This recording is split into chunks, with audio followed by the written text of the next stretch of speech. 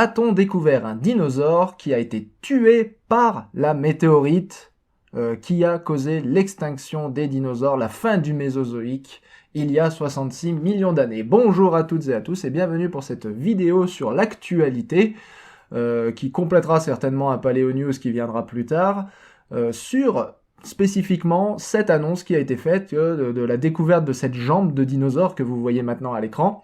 Cette jambe d'un dinosaure qui appartient à un petit ornithischien du nom de Tesselosaurus. Alors si vous savez pas à quoi ça ressemble un peu à un Hypsilophodon ou plus localement à notre Rhabdodon national.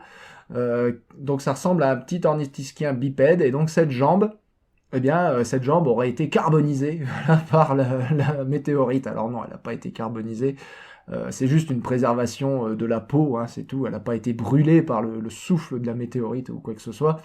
Elle a juste été ensevelie rapidement et la peau s'est préservée. Mais elle a été ensevelie, on va dire, par la vague qu'a causé la chute de la météorite. Donc ce dinosaure est mort des suites directes, de la conséquence directe de la météorite. Du moins, c'est cette annonce que vous avez pu voir circuler sur Internet récemment.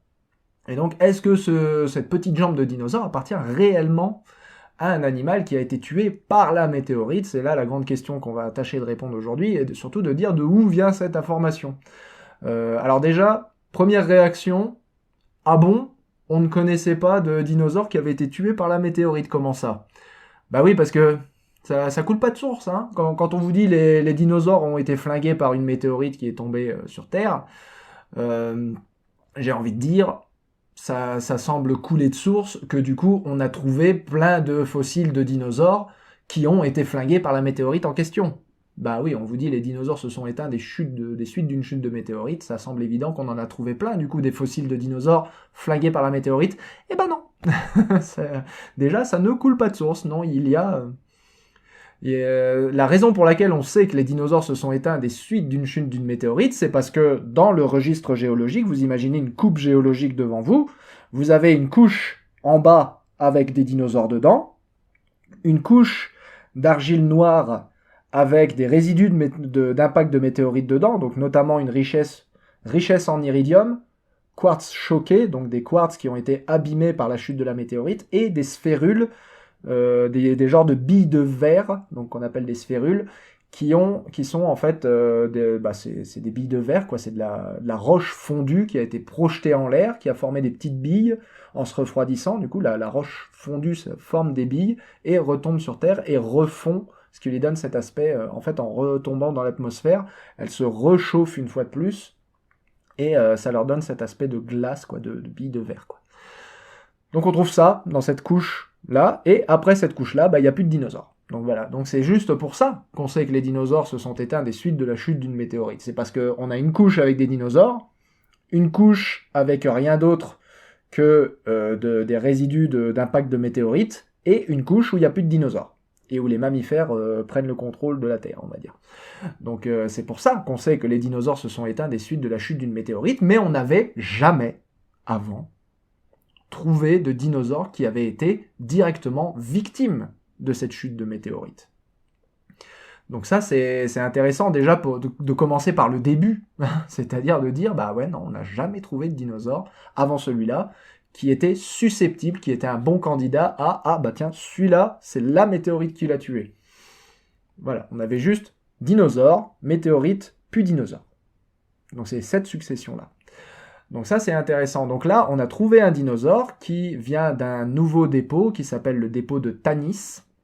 Et ce dépôt de Tanis, on en avait parlé dans une précédente vidéo, puisque ce dépôt de Tanis, il est déjà connu depuis quelques années maintenant. Ça fait 10 ans qu'il l'exploite, mais ça a été rendu public il y a 2 ou 3 ans, je crois. C'était avant les confinements. C'était 1 an avant le confinement, donc ça doit faire 3 ans. Je vous mets la vidéo là dans laquelle on en a parlé. On a consacré une vidéo sur ce dépôt en particulier avec l'un des chercheurs qui l'a étudié. C'est un chercheur francophone qui a travaillé dessus et qui est notamment géologue et qui a étudié ce dépôt de Tanis afin de déterminer que ce dépôt de Tanis était contemporain de la chute de la météorite. C'est-à-dire que c'est un dépôt qui, dans cette succession dinosaures, météorites, pas dinosaures, s'est formé pendant l'intervalle où il y a météorite, en fait. Donc on n'avait jamais trouvé de dinosaures là, enfin on n'avait jamais trouvé de fossiles même, qui venaient de cet intervalle-là, l'impact de la météorite. Et donc ce dépôt de Tanis a été le premier à fournir des preuves de fossiles formés pendant la période de l'impact. Donc ça c'est important, c'est un dépôt extrêmement important ce dépôt de Tanis, et donc ils ont d'abord travaillé à établir, on va dire, la contemporanéité du dépôt de ces fossiles avec l'impact météoritique. Donc Tanis se situe au nord des États-Unis, si je ne m'abuse, et donc c'est un dépôt qui s'est formé à cause d'une vague que la météorite a provoquée. Alors comment ils ont réussi à déterminer ça ? En fait, ils ont trouvé des petites sphérules, donc ces fameuses billes, ils les ont trouvées à l'intérieur des branchies des poissons. Donc il y a une très très belle préservation à Tanis, très très fine préservation de tissus mous, etc. Donc les branchies sont préservées de ces poissons. Et à l'intérieur de ces branchies, il y a des sphérules coincées. Et ça veut dire que ces poissons sont morts et ont été fossilisés juste après avoir ingéré des sphérules. Elles n'ont pas pu venir de l'extérieur puisqu'ils ont des opercules.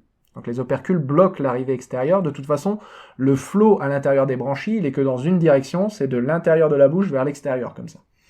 Donc ces sphérules ont été ingérées par les poissons quand elles étaient en suspension dans l'eau. Et il n'y a pas 36...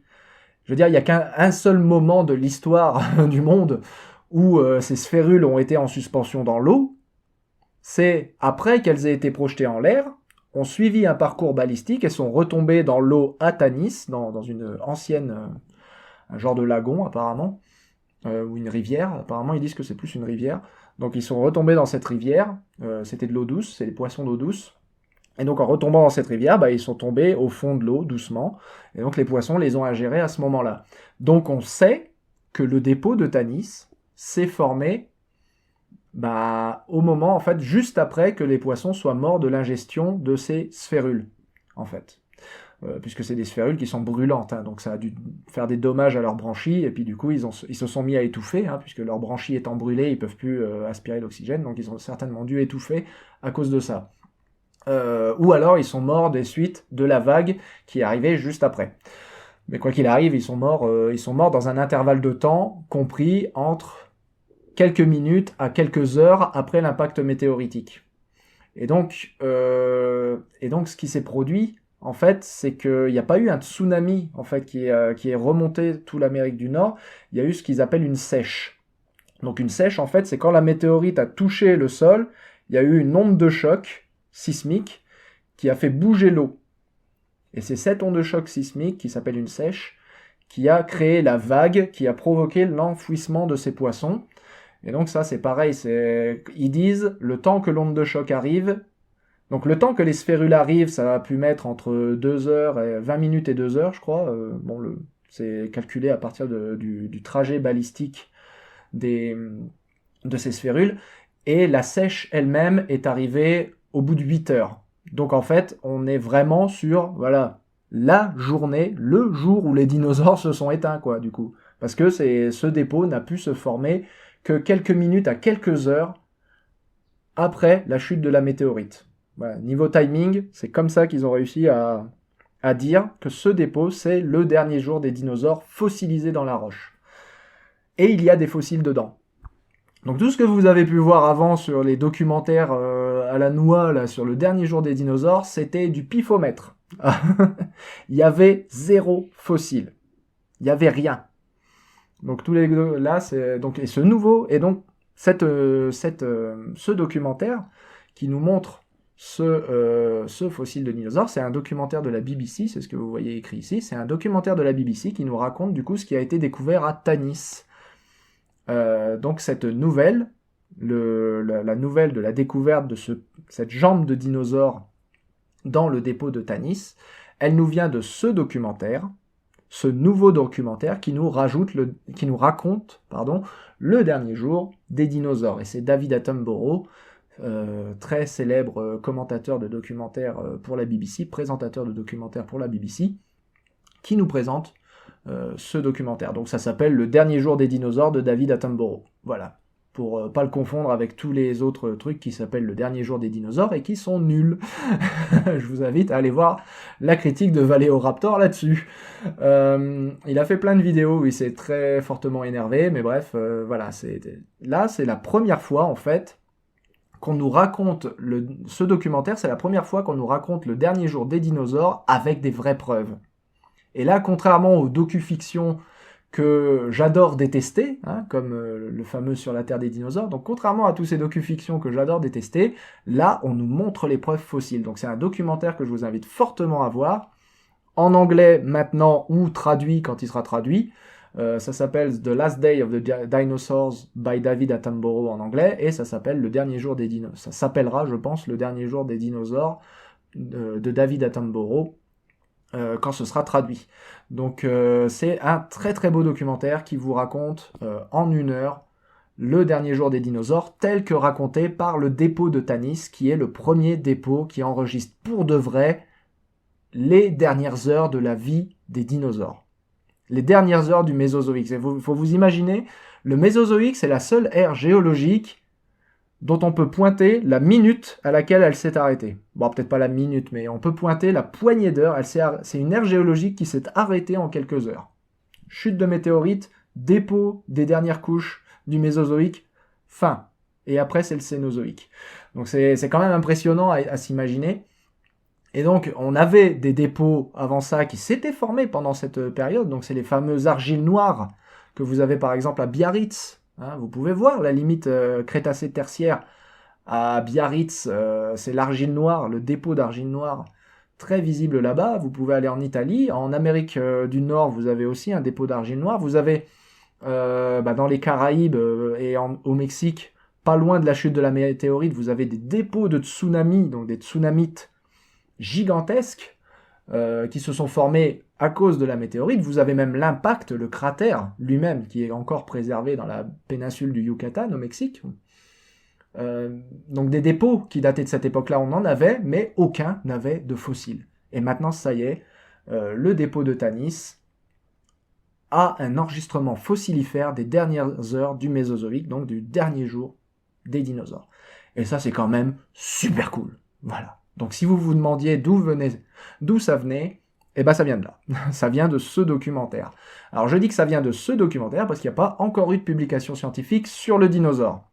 Il y a eu des publications scientifiques sur le site de Tanis. La première, c'était celle donc, qui établissait la chronologie du site de Tanis, donc qui disait que le site de Tanis, donc tout ce que je vous expliquais tout à l'heure à propos des sphérules dans les branchies, c'est ce qui... et c'est rappelé dans le documentaire, c'est la chronologie du site de Tanis. Pourquoi pense-t-on que le site de Tanis date du dernier jour des dinosaures, date du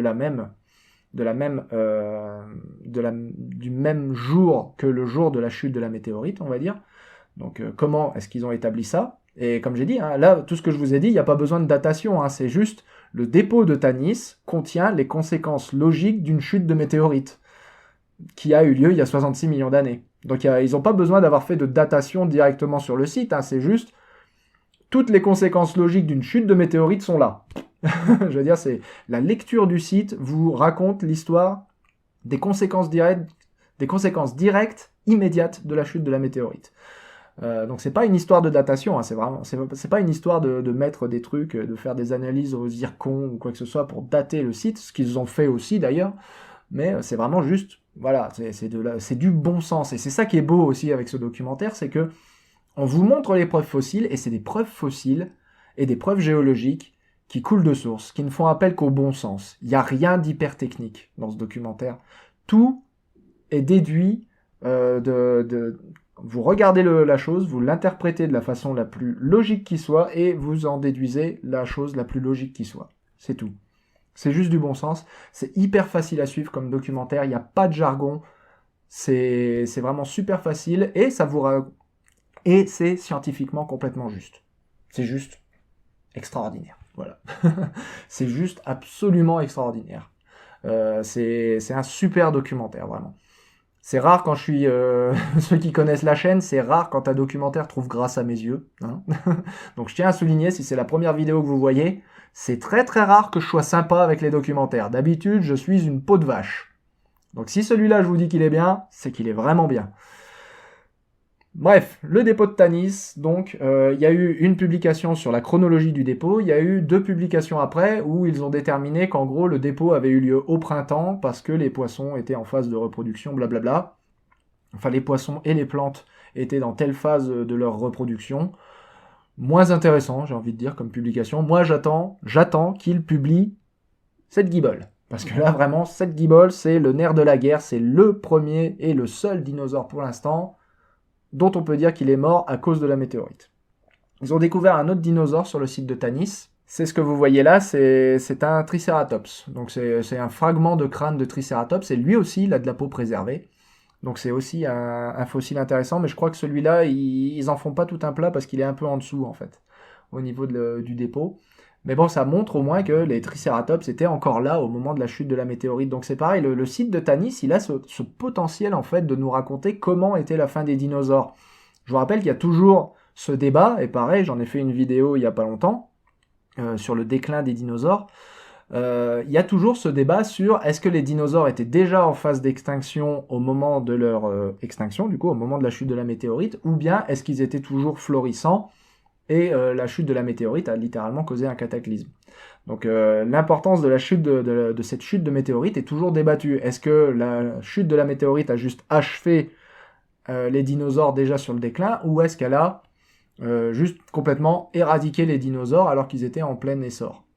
Donc ça fait partie des grands débats, et ce site de Tanis a ce potentiel. Donc ils ont trouvé un fossile de Triceratops. Ils parlent aussi, durant ce documentaire, d'une empreinte de pas de tyrannosaure qu'ils ont retrouvé préservée, notamment, et ils ont aussi une dent d'un potentiel tyrannosaure. J'essaie de vous trouver l'image. Voilà, ils ont la dent, vous voyez ici, d'un tyrannosauridé. Donc à l'époque, ça peut être que Tyrannosaurus, hein, je veux dire, il n'y a pas trop de doute là-dessus. Ils ont une empreinte de pas d'un juvénile de tyrannosaure aussi, apparemment. Donc ils ont les moyens de reconstituer la biodiversité. Ils ont même un petit mammifère, ils ont des empreintes de plantes. Donc ils ont tous les moyens dans ce site de Tanis de reconstituer la biodiversité à l'instant même de la chute de la météorite. Donc pour l'instant, ça fait 10 ans qu'ils exploitent le site, et pour l'instant, ils ont trouvé quand même une belle photographie, on va dire, de cette biodiversité. Donc on espère qu'ils vont en découvrir plus, parce que c'est vraiment super intéressant, quoi. Donc ils ont pour l'instant Tyrannosaurus, Triceratops, un ptérosaure, donc qui montre qu'il y avait des ptérosaures en général, Tesselosaurus, donc la petite guibole, et quoi d'autre, je sais plus. Un mammifère, du coup. Ah, ils ont aussi une tortue sur le site de Tanis, et ils ont un œuf de ptérosaure. Alors ça, c'est quand même pas mal, ça vous montre la qualité de la préservation sur ce site, hein. On est sur de la préservation de type Lagerstadt, quoi, avec l'œuf de ptérosaure, dont vous pouvez voir ici la limite. Vous voyez, la limite entre la roche et l'œuf est assez nette ici, quand ils l'ont passé au scanner. Ils ont ici le crâne, voilà, la colonne vertébrale, ici, les os des membres et des côtes, là, qui sont tous entremêlés, et donc à l'intérieur, vous avez l'embryon du ptérosaure qui est préservé. Donc ils ont quand même un truc assez ouf à Tanis, hein. C'est quand même ils ont quand même une photographie de la diversité qui est quand même pas mal du tout. Et ils disent que le petit embryon, ils peuvent pas vraiment l'identifier, cet embryon, mais il a quand même un très long cou, ce qui est une signature des Asdarchides, donc les ptérosaures classiques, j'ai envie de dire, de la fin du Crétacé. Donc là, on a ce site de Tanis qui est vraiment assez exceptionnel pour ça. Et donc ensuite, le documentaire vous raconte le dernier jour des dinosaures. Les 20 dernières minutes du documentaire, c'est vraiment juste raconter le dernier jour des dinosaures du point de vue de ce site de Tanis, donc basé sur les preuves fossilisées sur le site de Tanis. Et c'est peut-être justement là qu'on va commencer un petit peu dans les mauvais points, parce qu'évidemment, même si j'encense ce documentaire, il n'est pas complètement dépourvu de critiques. Il y a eu des critiques formulées sur le documentaire. La première, c'est que le documentaire vous raconte le dernier jour des dinosaures du point de vue uniquement d'un seul site. En même temps, il n'y en a pas d'autres. Donc, mais on est bien d'accord qu'il n'y a qu'un seul endroit dans le monde où le dernier jour des dinosaures est enregistré, et c'est à Tanis. Et le deuxième point de vue, et le deuxième problème, c'est que la plupart des choses qu'ils disent dans ce documentaire à propos de Tanis n'ont jamais été publiées. Quand je veux dire publiées, c'est-à-dire publiées dans des revues scientifiques à comité de lecture, c'est-à-dire qu'en gros, c'est des choses qui n'ont pas encore été rendues publiques, et notamment qui n'ont pas été soumises au regard critique d'autres spécialistes. Donc là, pour l'instant, on a l'opinion donc de De Palma, qui est le scientifique que vous voyez ici à gauche. Si vous voyez le documentaire, vous verrez que sa tête, hein. Mais pour l'instant, on n'a que l'opinion de De Palma et de son équipe qui ont travaillé sur le site. Et on n'a pas vraiment eu d'opinion contraire, on va dire, de façon différente d'analyser peut-être, possiblement, le site. D'autant que la position du site est tenue secrète. Donc il n'y a personne encore d'autre que son équipe qui a vu Tanis. Donc ça, c'est des petites cautions, des petits warnings qu'il faut mettre quand même autour de ce documentaire. C'est-à-dire que oui, c'est vrai si on les croit sur parole. Bon, après, c'est quand même la BBC. Je veux dire, ils nous ont quand même pas habitués à des contenus de mauvaise qualité. C'est pas comme si ça passait sur History Channel, vous voyez, par exemple. Donc ça va, on va dire, ça va. Ça a l'air quand même d'être plutôt fiable. Il y a d'autres spécialistes quand même qui ont vu le fossile. Là, vous voyez les mains de Paul Barrett, qui est quand même indépendant de l'équipe de De Palma. Paul Barrett, c'est un spécialiste britannique, alors que De Palma, il vient des États-Unis. Donc on est quand même sur des avis qui n'ont pas forcément à être en ligne les uns avec les autres, hein. Ils n'ont pas forcément à être d'accord. Ils font pas partie de la même équipe. Donc quand même, c'est intéressant. C'est quelque chose d'intéressant. Mais voilà, il y a par exemple Steve Bruzat qui s'est prononcé, qui est un autre spécialiste des dinosaures du Crétacé. Et Steve Bruzat, lui, il a dit, bon, il n'est pas complètement exclu que cette guibole, là, qu'on voit à l'image, cette guibole-ci, il n'est pas complètement exclu qu'en fait, elle appartienne à un animal qui soit mort bien avant la chute de la météorite, mais dont le corps aurait été déterré par l'espèce de sèche, donc l'énorme vague qui est venue ensuite former le dépôt de Tanis. Voilà. Donc il n'est pas impossible que ce soit ce qu'on appelle du remaniement, un truc qui était déjà mort avant de causes différentes, et qui a ensuite été redéposé avec le fait que plein de sédiments aient été soulevés et redéposés pendant la sèche. Je me retiens de dire tsunami parce qu'ils emploient le mot tsunami pendant le documentaire, mais le tsunami et la sèche, c'est pas la même chose, hein. C'est ce qu'on avait déjà expliqué dans la précédente vidéo avec le spécialiste qui a travaillé sur le site. Le tsunami, c'est un truc qui est arrivé sur le site de Tanis bien des heures après la sèche.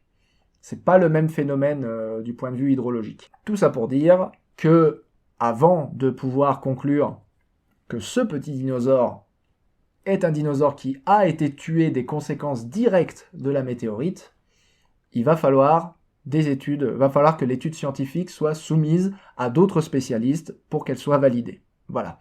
Donc il faut qu'elle soit rendue publique. Pour l'instant, elle n'est rendue publique qu'à travers un documentaire qui évidemment ne va pas vous dire le contraire de ce qu'il veut vous dire. Donc c'est pas vraiment ce qu'on pourrait appeler rendre publique la découverte. Ceci étant dit, maintenant elle n'est plus un secret. Voilà. C'est au moins ça, on peut au moins leur accorder ça. Maintenant c'est plus un secret. Donc est-ce que je vous recommande de voir ce documentaire ? Oh que oui. Oh que oui, je vous le recommande, c'est un très beau documentaire, c'est exactement le genre de documentaire que j'adore. Est-ce que ce dinosaure que vous voyez là a été tué par la météorite ? Oui, il a certainement été tué par les conséquences directes de la météorite, mais il n'a pas été carbonisé, comme on a pu le lire, hein, par la météorite. Il y a certains qui ont vu là dans cette guibole un reste carbonisé de dinosaure. Non, c'est pas ça, hein, c'est juste la peau a été ensevelie avec l'animal par la grande vague de sèche qui a ramené du sédiment qui l'a complètement recouvert. Donc, mais il n'a pas été carbonisé par la météorite. Et il reste la possibilité que le dinosaure soit mort un petit peu avant, pas longtemps avant, parce qu'il a encore sa peau, donc ça veut dire que la peau était encore là. Mais il reste la possibilité que le dinosaure soit mort légèrement avant, et qu'avec les sédiments qui ont été remobilisés lors de la vague, ait été réenseveli au moment de la chute de la météorite. Donc il reste un petite chance que ce dinosaure ne soit pas le premier dinosaure tué par la météorite. Mais en tout cas, ce sont vraiment de superbes découvertes qui ont été faites dans ce dépôt de Tanis, et on va le surveiller, on va surveiller ce qui va être publié à propos de ce dépôt, et on espère que les conclusions qui sont données dans ce documentaire sont exactes. On espère qu'ils vont faire de nouvelles découvertes pour confirmer ou infirmer que les dinosaures, comment les dinosaures sont morts, est-ce que c'était un lent déclin ou une extinction brusque. Bref, on va surveiller tout ça. Je vous dis à très bientôt sur notre chaîne. Merci d'avoir suivi cette vidéo. Salut!